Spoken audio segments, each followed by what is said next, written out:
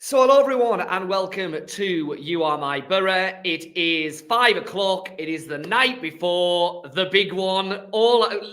We will touch on Rotherham, but let's be honest. There's only one topic we really want to talk about. Stamford Bridge, 8 o'clock tomorrow, Chelsea Boro, a place at Wembley at stake. It's going to be good, isn't it, Dom?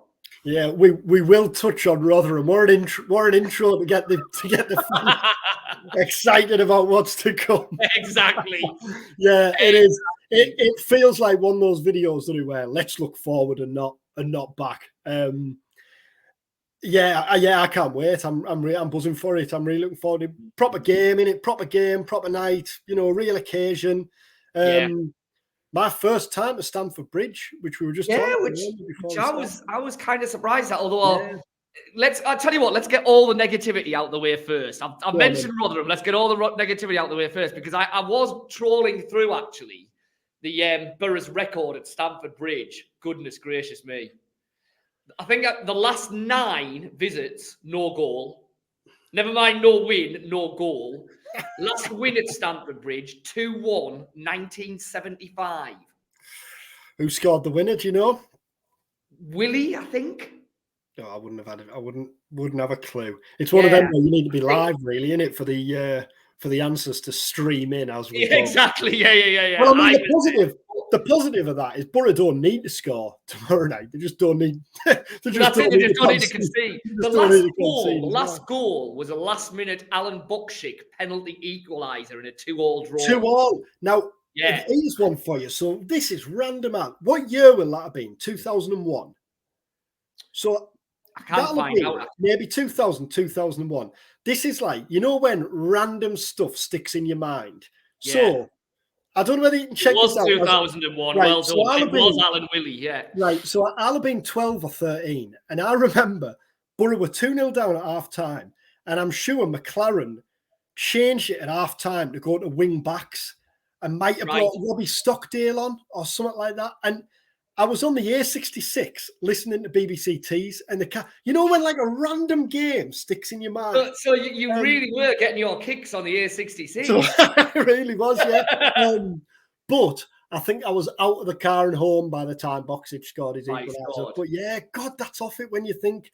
Yeah. That's just brought those great childhood memories flooding back. You talk about the switch to wing backs there, as if this was planned, as if now we're slipping seamlessly into what we've got coming up. Isaiah Jones' injury at the weekend. I mean, listen, let's first say, let's go. You spoke to Michael Carrick. He did his press conference on Sunday, because obviously the team travelling down to London on Monday ahead of the game Tuesday. So, what is the latest on Jones, Howson, Latterlaff? Because Jones in particular probably has a really big impact on what Boro can do potentially on Tuesday night, team selection-wise and formation-wise. Oh, definitely. Latterlaff's out, or that was what Carrick said on Sunday. He did say last week that nobody else was close to coming back, and then Paddy McNair was on the bench on Saturday against Rotherham. But unless he was being extremely mischievous with Latterlaff, then he said that he's a little bit behind. I got the impression that Howson was clearly precautionary, left out on Saturday, and I think that sounds, might be wrong, but I think that sounds pretty positive. Yeah, that Howson will be involved. Yeah, Jones. So obviously, anyone who was at the game on Saturday will have seen the incident. What happened? Pulled up, clutching his hamstring. Carrick, interestingly, afterwards said that they were hoping it's more nerve than muscle. Now, it's a bit of a standing joke, isn't it, that 3 or 4 days later, Carrick will then say we're still waiting for results. But that, I would think, would very much have been the case on Sunday. It was, it wasn't even 24 hours later, and he was speaking to us again. The message was, we're going to give him every chance, and we'll leave it as late as we can. Now, as you say, Jones, I think it's hugely important. Really, no matter which way they want to play, if they want to play wing backs, then Jones is clearly your right wing back. If they want to play wing backs and Jones is unavailable, like, who fills in there? Can Marcus Force play as a wing back? I mean, that's big ask, isn't it? I don't think so in a game where you're ahead at Stamford Bridge. I know Boro are not going there to defend, and we'll get on the kind of mindset and everything afterwards, but I don't think... I would have said if Jones isn't fit and you want to play with wing-backs, I think you've got to play Vandenberg there, even though he's really a centre-half. But then you're short of a centre-half, aren't you? Then you're short on a centre-half. Engel would then have to become your third centre-half, so your problem then is on the other flank. You don't have a left wing-back. Is O'Brien ready for a... You know, he's played 10 minutes of football. It's a big ask, isn't it? Big ask. I mean, do you think, given how well Boro played with wing-backs in both the Villa game and the start of the Chelsea first leg game, that Carrick, in an ideal world, would like to do that? If Jones was fully fit, no question marks, do you think he'd be going 5 at the back? I do, because it worked so well. And I think it suits the personnel he has available further forward as well, in that Greenwood's unavailable, Azaz is unavailable, obviously Jones, but it then gives him the chance to probably play House and Barlasser and Hackney, which I wouldn't be surprised if he did that regardless of the system he played. But it could then be like Hackney and Rodgers off Coburn with Barlasser and Housen as the two. The Villa game, we're looking back now, clearly felt like a dry run for the Chelsea first leg, didn't it? It worked so well. And Boro was so tight in both games. It was a 90th minute fluke that won it for Villa, and they kept a clean sheet against Chelsea. So when you go in there, not to defend, but when you know you need to keep it tight, that's priority number one, isn't it, tomorrow night? Yeah. Get to 20 minutes at 0-0. Then I think that feels more likely. The problem is, you know, Vandenberg right wing back, O'Brien left wing back, Lucas, is that just all too forced? Do you know what I mean? Is that... I think that all of a sudden is a lot of square pegs in round holes, which is why the team that I'm going to run along the bottom now is kind of my best bet if there's no Jones. If Jones plays, if Jones is available, then this is potentially different. But I think if there's no Jones, I think it really has to be 4 at the back. Vandenberg goes right back, Engel goes left back. I think Housen and Barlasser are your centre pair, and I think Hackney plays off the left as he did in the first game, which Carrick was at pains to say that he does really well. And then it's Force on the right. Yeah, that tallies. I think the other thing with Jones is the other blows. Even if you play that way, what felt like such a sickener with a latte laugh blow is like he'd have been ideal, wouldn't he, on the counter attack in a game like that? And Jones equally plays on the last man, doesn't he, on that right side? Stretches would be lethal on the counter attack. Now, Force is suited to that as well. He is, but it feels like a game that would have played into Jones's hands, doesn't it? And let's hope it does. It definitely does. And that's why, as you rightly say, Latalaf being out is such a blow. And it felt like it in the first game, because Chelsea are almost certainly going to completely dominate the ball. They're going to kind of pass and probe as they did in that second half.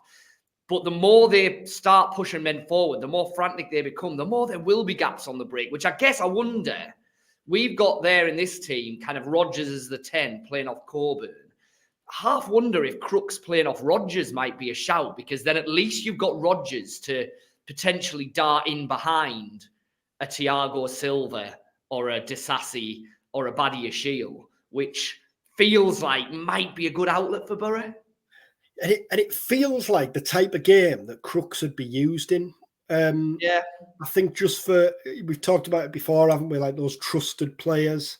Crooks has played in big games for Boro. You know, I don't look at that Boro team and think it lacks experience, really, even though it's young. You look and you think there's Fry and Clark and Housen, even the likes of Barlasser and Force, that they're not kids. Other Hackney's played in some big games already. But I think I'd be more surprised if Crooks wasn't in the team than if he was in the team.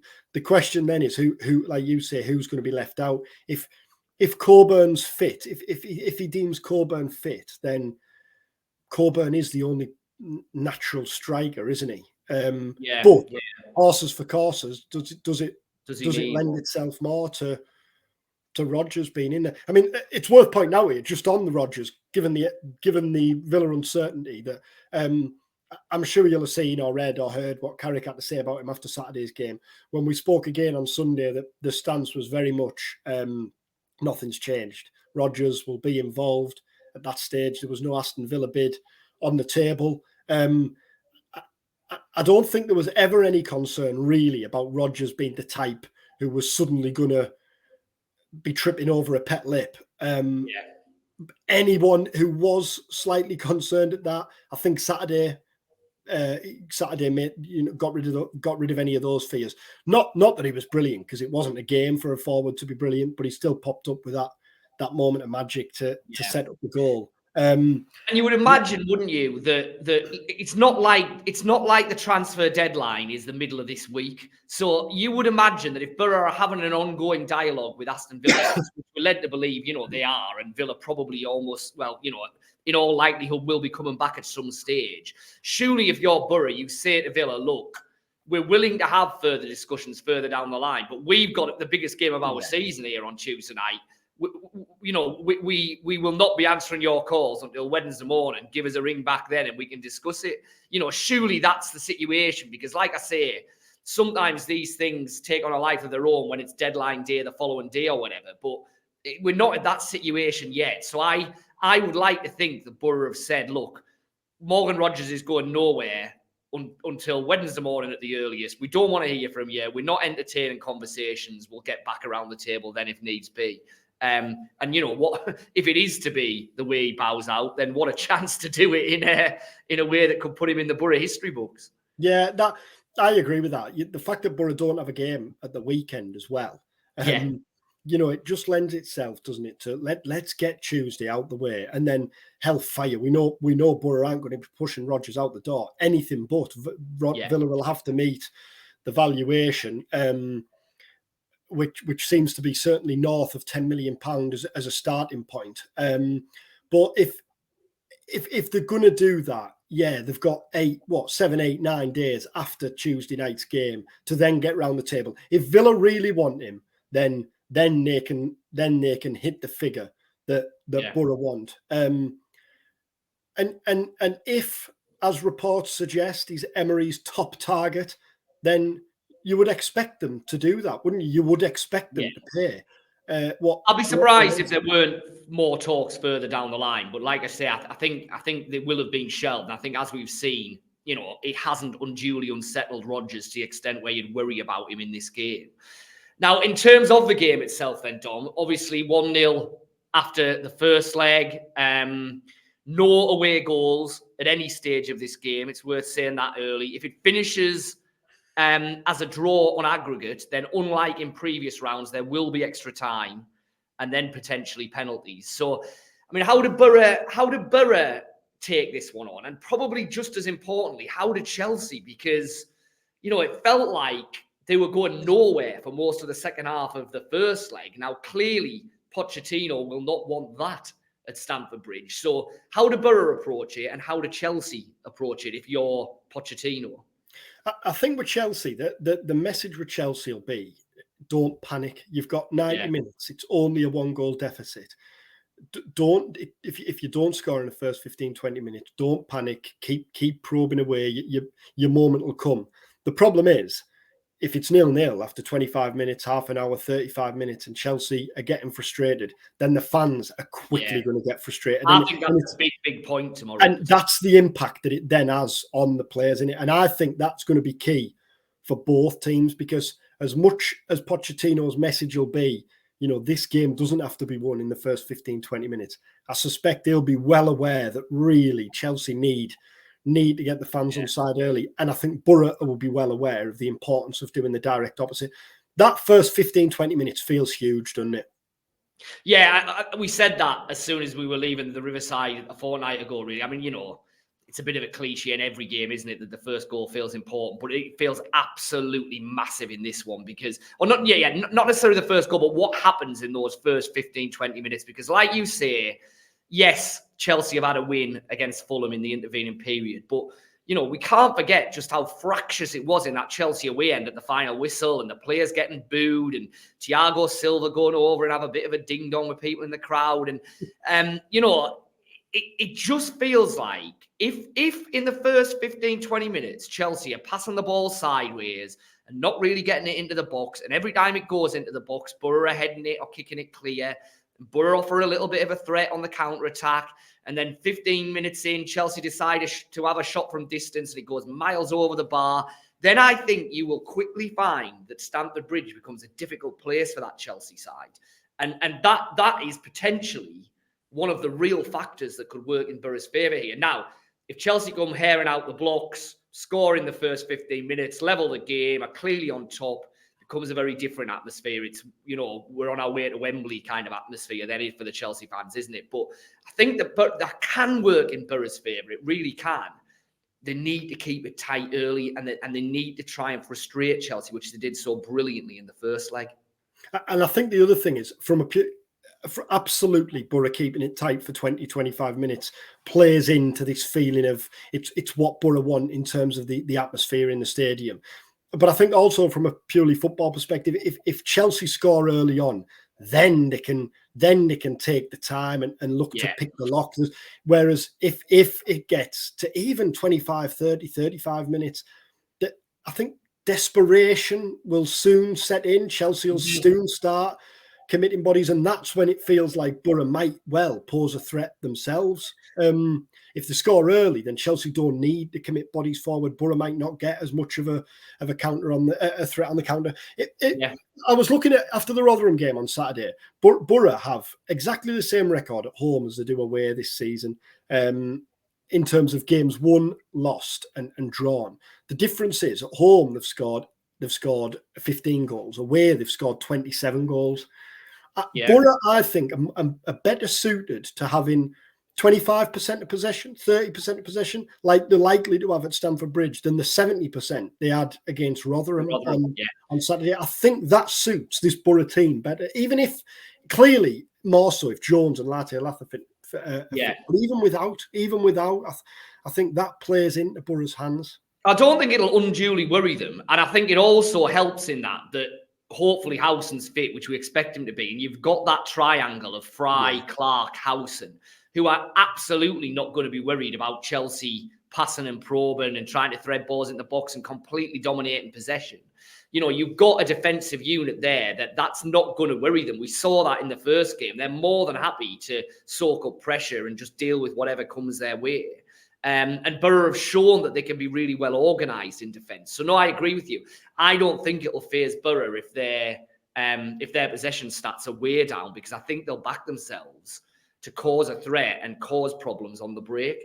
Now, in terms of Chelsea, certainly last week, the noises seemed to be fairly hopeful of Nkunku being able to start. Pochettino today has said, no, he's not going to make it. Gusto is not going to make it either. Chilwell returned, but is probably going to be on the bench. So in terms of the Chelsea team, it's sounding like it's going to be very, very similar to that first leg team. Probably Broja up top, probably Palmer, Gallagher, Sterling, Caicedo, Fernandes. And if that is the team, then you would imagine they're going to probably initially be doing very similar things to what they were trying to do in the first leg, but that didn't really work. Yeah, and we've talked about this before, but not so much the first leg, but that was what they tried to do in that Newcastle game. Yeah, absolutely. Yeah, absolutely. Very, very similar. Yeah. I think Chilwell, because Jones tortured Colwill in that first game, didn't he? Down that right flank. So when I'd seen that Chilwell was fit again, I thought, well, that's probably bad news for Boro. The fact he might not play is interesting, although we know Jones might not. And with Boro, Carrick talked about it on Sunday, about the balance, really. We can't go there and be ultra defensive.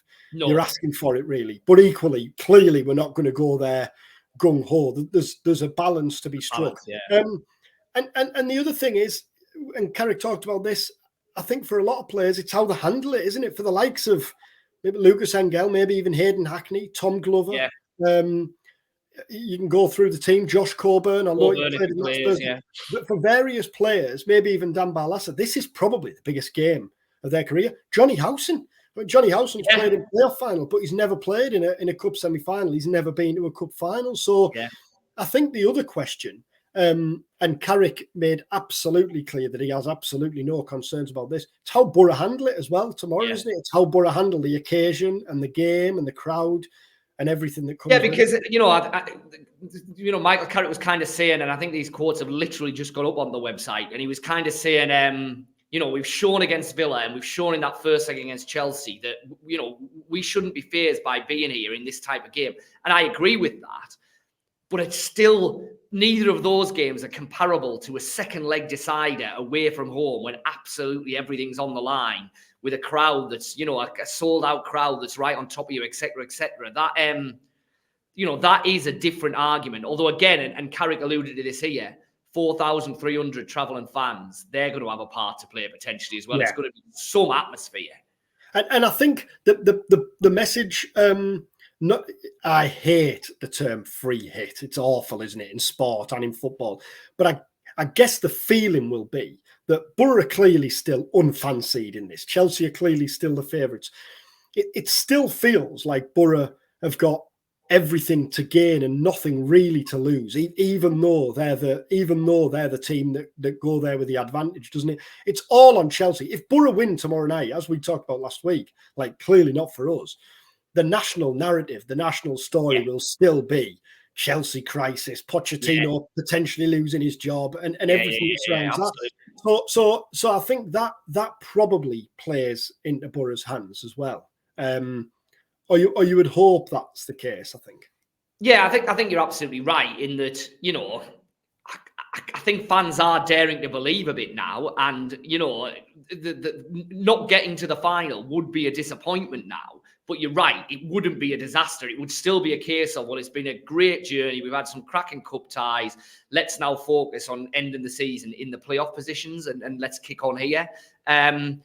So yeah, there's absolutely no doubt that from a national perspective, the story is Chelsea and what's happening there. Can they get to the final under Pochettino, or will? Because at the end of the day, we talking Boro up here, quite rightly so, but the narrative nationally will still be Chelsea have lost to a championship team in the first big game they've played under Pochettino, which is not going to be a great look for them, is it?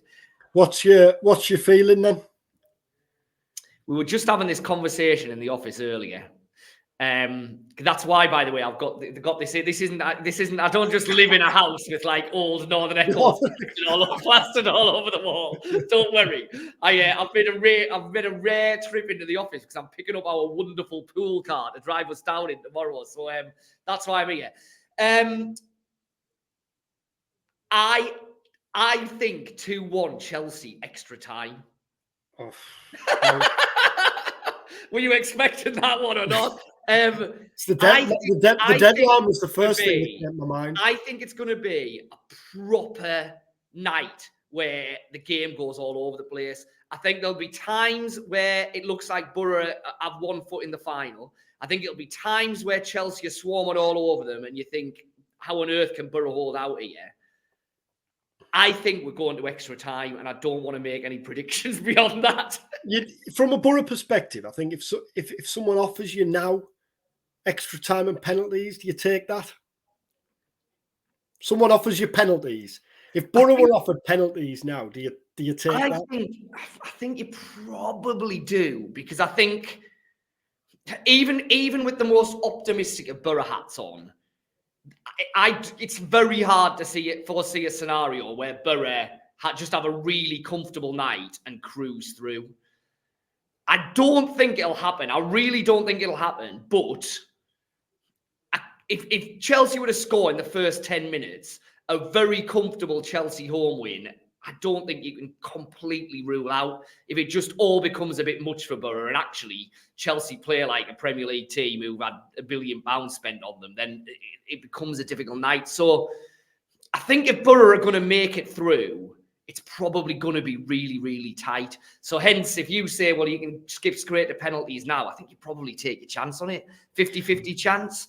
I mean, do Boro have a 50-50 chance now as we sit here before the game? The bookies would say not, because Chelsea are still favourites to go through. So, yeah, I think you probably do. Yeah. What do you think? Yeah, I think that. I think you'd probably take penalties. I'm already in my head there going through the team thinking who takes the pen. Thinking back to that Man United game and Dale's penalty and Howson's pen. And I think, I know this is slightly sitting on the fence. I think if Chelsea score in the first 10 or 15 minutes, I worry for Boro. If Boro can get to the halfway point of the first half, then I have a feeling that they might do enough. I know you said that. I do fancy Boro to score. but only if Chelsea don't score, because I think if Chelsea score in the first 10 minutes, then suddenly they can be solid and just it's a different game for them then, isn't it?